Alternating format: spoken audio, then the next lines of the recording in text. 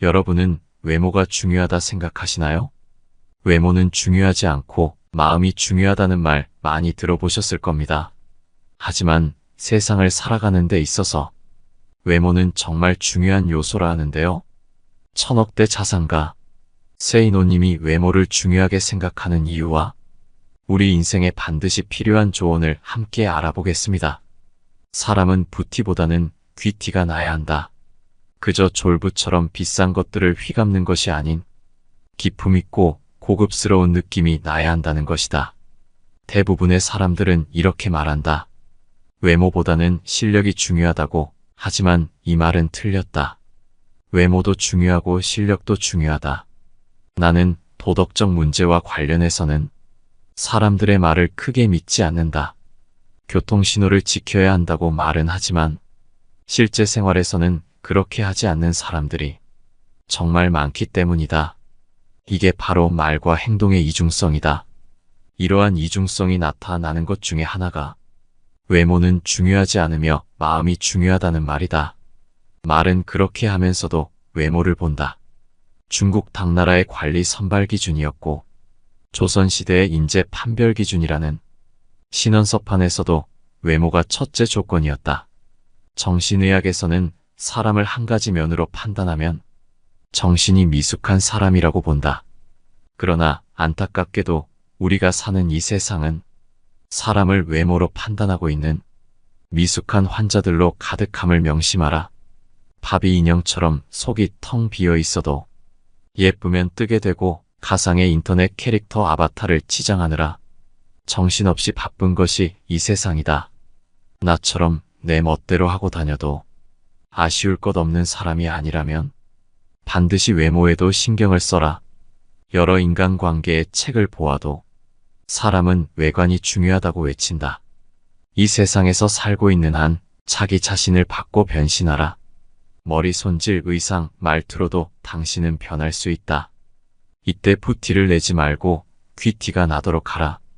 졸부처럼 돈과 상표만 걸치지 말고 귀족적 세련됨을 갖추라. 여기 외모를 가꾸는 방법이 있다. 깔끔하게 가꿔라. 꾸깃꾸깃 구겨져 있고 냄새가 나는 옷차림, 구겨신고 지저분한 신발은 당연히 고급스러워 보이지 않는다. 깔끔하기만 해도 훨씬 호감 가는 인상이 될 수 있다. 부드럽고 온화한 표정을 지어라. 이목구비보다 더 중요한 게 표정이다. 항상 부드럽게 웃으면서 살짝살짝 변하는 표정 변화는 그 사람을 여유 있어 보이게 한다. 몸매보단 바른 자세에 신경 써라. 항상 구부정한 등 어정쩡한 자세에서 허리만 쭉 펴도 사람이 달라 보인다. 여기에 건강한 식단과 운동으로 관리까지 하면 사람이 멋있어 보이고 실제로 자신감도 올라간다. 유행보다는 나에게 어울리는 옷을 입어라. 내 체형에 잘 어울리는 스타일을 아는 것이 중요하다. 나와 체형이나 분위기가 비슷한 연예인들이 어떻게 스타일링 하는지 눈여겨보면 좋다. 옷을 꼭 많이 사지 않아도 매장에 가서 많이 입어만 봐도 나에게 어울리는 스타일을 찾을 수 있다. 고급스러워 보이기 위해서는 옷의 소재를 꼭 체크하고 원색보다는 부드러운 색감을 선호하는 게 좋다. 외모가 주는 이점은 남들보다 앞선 출발선에 설 수 있다는 것이다. 예쁘게 꾸미고 나간 날은 사람들이 유난히 친절하다고 느껴지는 경우가 많고 나의 마음가짐도 달라진다. 마음 저 밑에서부터 자신감이 솟아오른다. 반면 너무 후줄근하게 외출했을 때는 사람들을 최대한 안 마주치고 얼른 집에 오고 싶다는 마음이 든다. 외모가 출발선을 조금 앞에 놓아준다면 롱런하고 질주하게 만들어주는 것은 실력이다. 외모만 믿고 노력은 하지 않는다면 생명이 길 수 없다. 고민을 하려거든 10분 이상 고민하지 말라. 우리가 하는 걱정거리의 40%는 절대 일어나지 않을 사건들에 대한 것이고 30%는 이미 일어난 사건들, 22%는 사소한 사건들, 4%는 우리가 바꿀 수 없는 사건들에 대한 것들이다. 즉 96%의 걱정거리가 쓸데없는 것이다. 고민거리는 오직 두 가지로 나눠라. 내가 걱정해 해결할 수 있는 고민과 내가 아무리 걱정하더라도 결코 해결할 수 없는 고민이다. 내일 비가 오면 어떻게 하나? 우산을 준비하면 된다. 비를 멈추게 하는 것은 당신 능력의 한계를 벗어난다. 그것은 신의 영역이다. 신의 영역에 속하는 문제는 신에게 맡겨라.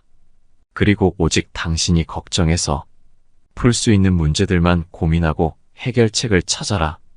당신에게 어떤 고민이 있을 때 머리를 싸매고 며칠 누워 있으면서 걱정을 한다고 해서 문제가 해결되지 않는다. 어떤 문제에 직면했을 때 그 문제에 대해 우리가 생각할 수 있는 시간은 굳이 따지자면 10분도 안 된다. 무슨 걱정거리가 있건 그것을 종이에 적어보라. 틀림없이 서너 줄에 지나지 않는다. 그 몇 줄 안 되는 문제에 대해 10분 안에 해답이 나오지 않으면 그것은 당신으로서는 해결할 수 있는 고민이 아니다. 그런데도 그 10분을 당신은 질질 고무줄처럼 늘려가면서 하루를 허비하고 한 달을 죽이며 결국에는 1년을 망쳐버린다. 머리가 복잡하다고 하면서 말이다. 하지만 사실은 해결 방안도 알고 있으면서 행동에 옮기는 것을 두려워하는 경우가 대부분이다. 10분 안에 해답이 안 나온다면 더 이상 걱정하지 마라. 새벽에 일어나서 운동도 하고 공부를 하고 사람들을 사귀면서 최대한으로 노력하고 있는데도 인생에서 좋은 일은 전혀 일어나지 않는다고 말하는 사람을 나는 여태껏 본 적이 없다. 고민이 많다고 해서 한숨 쉬지 마라.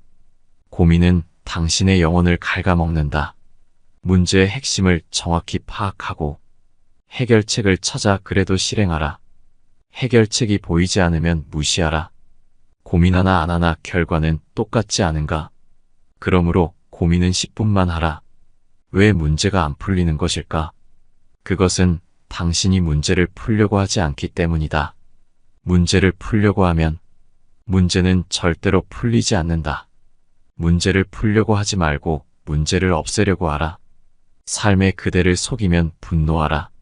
자기 삶의 노예가 되어 자기 생활과 시간을 통제하지 못하는 사람이 어떻게 인생의 주인이 될 수 있단 말인가? 현재의 삶이 절망스럽고 괴롭고 암흑에 쌓여 있는 것 같이 보이는가? 그렇다면 이제 분노하라. 분노를 느끼는 사람만이 닫힌 문을 세게 쾅쾅쾅 두드릴 수 있다. 외로움을 즐겨라. 외로움은 그 어떤 목표이든 간에 목표를 달성한 사람이라면 누구나 반드시 수없이 겪었을 통과의례이다. 혼자서 노력하는 과정 중에 창밖에 비치는 찬란한 햇빛, 하얗게 쌓인 눈, 후두둑 떨어지는 소나기, 그런 것들을 배경으로 하여 때없이 밀려드는 외로움, 보고 싶은 얼굴 등등이 스스로를 외롭게 하고 이어서 내가 도대체 꼭 이렇게까지 하며 살아야 하나? 하는 회의감마저 불러일으킨다는 것을 나는 경험으로 안다. 그래서 나는 장담한다. 만일 당신이 어떤 목표를 향하여 정진하는 과정을 이미 시작하였거나 시작하려고 한다면 이제 곧 문득 외로워질 것임을. 그러므로 이제는 고독과 외로움을 친구로 삼아라. 당신이 외롭게 살고자 할 때 제일 방해가 되는 것은 놀랍게도 친구들이다. 친구들은 당신의 옛 생활을 알기에 새삼스레 너답지 않게 왜 그러냐 하면서 발목을 붙잡고 늘어진다. 부자가 되려면 외로움을 이겨내야 한다. 친구는 당신에게 부자가 될 기회를 주지 못한다. 오히려 웃고 떠들며 이른바 정을 쌓으면서 부자가 될 시간만 빼앗아 간다. 그러므로 몇 년간만이라도 만나지 말고 외롭게 노력하라. 정 친구들이 그리우면 이메일을 보내라. 글솜씨도 좋아진다. 인생은 자전거와 같다. 뒷바퀴를 돌리는 것은 당신의 발이지만 앞바퀴를 돌려 방향을 잡는 것은 당신의 손이며 눈이고 의지이며 정신이다. 당신의 발이 생활이라는 이름으로 당신을 움직여는 주지만 정작 당신의 손은 호주머니 속에 깊이 박혀 있는지도 모른다.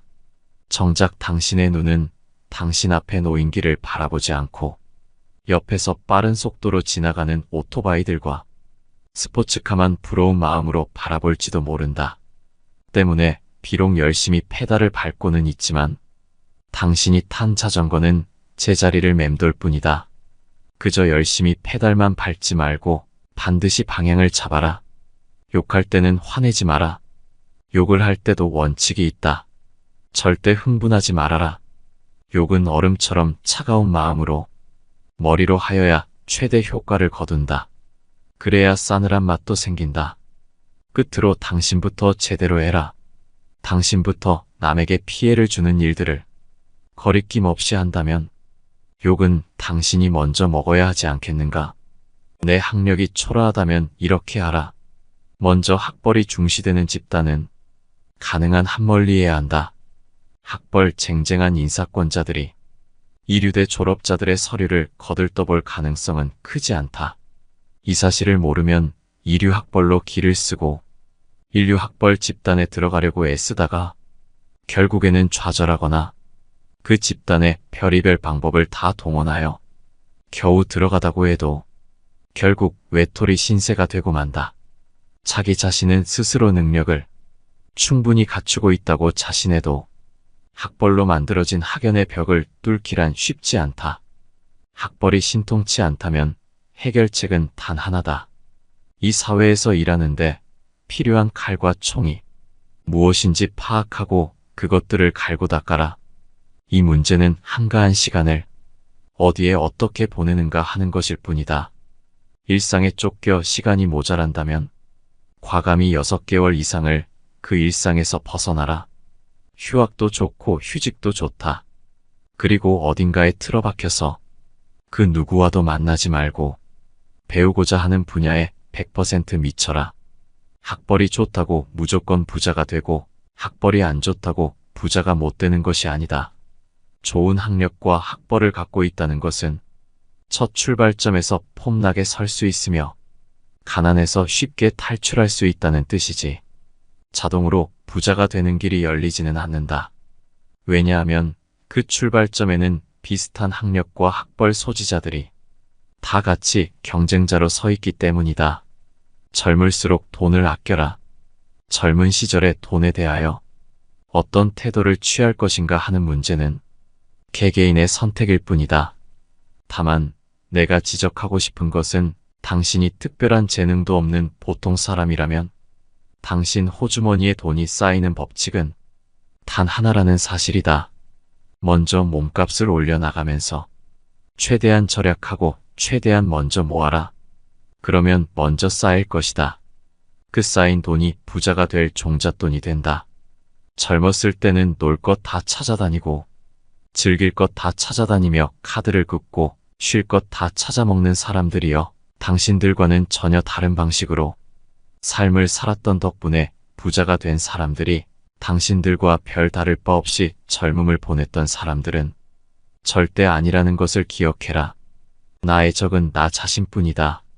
현재의 위치에서 미래를 미리 계산하여 보고 미리 포기하는 그런 사람들이 당신 주변 사람들이며, 그들은 그저 일확천금을 꿈꾸면서 연예인이나 정치인, 스포츠 선수들, 컴퓨터 게임, 채팅, 명품 브랜드, 경마 등에 무지 관심이 많다.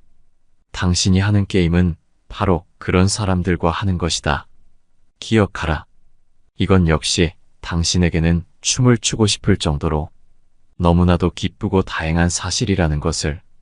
이것은 마치 전쟁터에서 당신의 적군이 더 이상 싸울 생각을 갖지 않고 총을 내려놓은 것이나 마찬가지이다. 그런 적들과 싸울 때는 총도 필요 없고 그저 활이나 창만 있어도 이길 수 있지 않겠는가? 거창한 그 무엇도, 번쩍번쩍한 학벌도, 대통령 친척과 친하게 지내는 배경도, 많은 자본도 필요 없다는 말이다. 이 사실을 빨리 깨달아라. 높은 성과를 올리는 생산적인 사람, 끊임없이 혁신을 꾀하면서 계속 발전하는 사람, 다른 사람에게 영향을 미치는 비중 있는 사람, 그런 사람이 되는 길은 오직 지속적인 관리와 노력밖에 없다고 말한다. 나도 그의 말에 동의한다.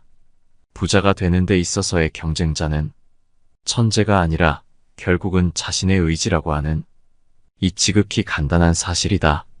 만족은 내면에서 찾아라. 우리가 행복을 느끼는 곳은 외부가 아닌 내면에서 찾아야 한다. 당신 자신의 노력을 인정해주고 칭찬해주는 주체는 외부의 직장 상사나 선생님이 아니라 스스로가 되어야만 한다. 만약 스스로가 만족하고 어느 정도까지의 경지에 도달했을 때 스스로 느낄 수 있는 뿌듯함, 그때 생기는 성취감이야말로 인생을 살아가는 최고의 동력이 된다.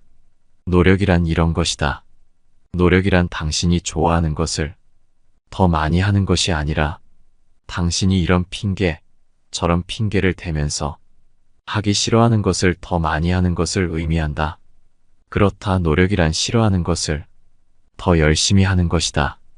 기회는 모두에게 제공되지만 그 보상은 당신의 노력 여하에 따라 차등적으로 이루어짐을 명심하라. 노력한 만큼의 대가는 반드시 주어진다는 것을 믿어라. 문제는 그 시기가 당신이 생각하는 시간보다 더 미래에 있다는 점이다. 이것을 나는 보상의 수레바퀴 천천히 돈다. 가속도가 붙기까지는 이라는 말로 표현한다. 일을 좀 더 잘하려면 어떻게 하여야 하는가? 어떤 일을 반복적으로 하고 있다면 반드시 개선점을 찾아내고 행동하기 전에 그 일에 필요한 지식을 반드시 흡수하고 실수하지 말고 효율적으로 일하고 그 일을 이미 해본 경험자들의 의견을 반드시 들어라. 허드렛 일부터 제대로 해라. 무엇이든 시키는 일이라면 제대로 해라. 자존심은 주변 사람들이 당신을 스스로 낮출 줄 아는 사람으로 인정할 때 저절로 지켜지게 되는 것이다. 일 전체를 구석구석 빈틈없이 알고 스스로를 낮출 수 있는 사람으로 인정받으려면 허드렛 일부터 제대로 해라. 순간순간 충분히 몰입해라. 행복은 순간순간 충분히 몰입할 때 찾아온다. 가장 행복한 사람은 행복해지고 싶어하는 열망이 크지 않았던 사람이다. 길을 쓰고 행복을 찾아 나서는 사람이 오히려 행복해지기가 힘들다는 뜻이다. 가장 행복한 사람은 행복하기 위해 노력하지 않는다. 진정한 행복은 사람들로 하여금 몰입하게 만들고 도전하게 만들고 빠져들게 만드는 흥미로운 것들과 관련이 있다. 장담하건대 당신이 재미있는 것만 즐기며 시간을 보내다 보면 당신의 삶 자체가 조만간 재미없어질 것이다. 당신이 헛되이 보낸 오늘은 어제 세상을 떠난 사람들이 그렇게나 원했던 내일이었다. 오늘은 당신에게 남아있는 생의 첫날이다. 스트레스의 뿌리를 없애라. 왜 스트레스가 생기는가? 어떤 문제가 발생하기 때문이다. 그 문제는 어디서 발생하는 것인가? 일이나 인간관계에서 발생한다. 스트레스는 일이나 인간관계에서 발생한 문제가 풀리지 않아서 생기는 것이다. 왜 문제가 안 풀리는 것인가? 푸는 방법을 모르기 때문이다. 왜 모르는가? 책도 안 읽고 공부도 안 하기 때문이다. 문제가 있으면 문제를 해결하려고 덤벼드는 것이 올바른 태도이다. 문제는 그대로 남겨둔 채 그 문제로 인하여 생긴 스트레스만을 풀어버리려고 한다면 원인은 여전히 남아있는 셈 아닌가? 기억하라. 제초제를 뿌리는 이유는 뿌리를 죽이기 위함이다. 뿌리를 살려두는 한 잡초는 다시 살아난다. 스트레스를 없애는 가장 정확한 방법 역시 스트레스를 주는 문제의 원인을 파악하고 그 원인을 뿌리째 뽑아버리는 것이다. 장담하건대 그 모든 원인은 일이나 인간관계에서 발생한 문제를 어떻게 해결하여야 하는지 모르는 당신의 무지 그 자체이다. 즉, 외부적 상황 때문에 스트레스가 생기는 것이 아니라 그 외부 상황을 어떻게 해야 헤쳐나가는지를 모르고 있는 당신의 두뇌 속 무지 때문에 생긴다는 말이다. 그리고 그 무지함의 뿌리는 바로 게으름이다. 스트레스를 해소한답시고 빈 맥주병을 쌓아가지 말고 문제를 정면으로 돌파하라. 절대 회피하지 말라. 책을 읽고 방법론을 찾아내라. 그게 바로 스트레스를 없애는 제초제이다. 우리는 왜 절망하는 것일까? 미래의 상황을 현재의 처지에 비추어 미리 계산하기 때문이다. 하지만 지금 상황이 이러저러하므로 5년 후, 10년 후에도 이러저러할 것이기에 희망이 없다고 생각한다면 그건 너무 계산이 빠르다고 생각한다. 점쟁이도 자기 미래는 모르는데 어떻게 감히 신의 영역인 미래를 스스로 투시하고 미리 계산할 수 있다는 말인가? 부자가 되려면 미래 방정식에 지금의 처지를 대입하면 절대 안 된다. 결코 그런 짓을 하지 말라. 절대로 내가 이걸 배워서 어디다 써먹겠어. 내가 이렇게 한다고 해서 무슨 소용이 있겠어. 하는 따위의 생각은 추호도 갖지 말라.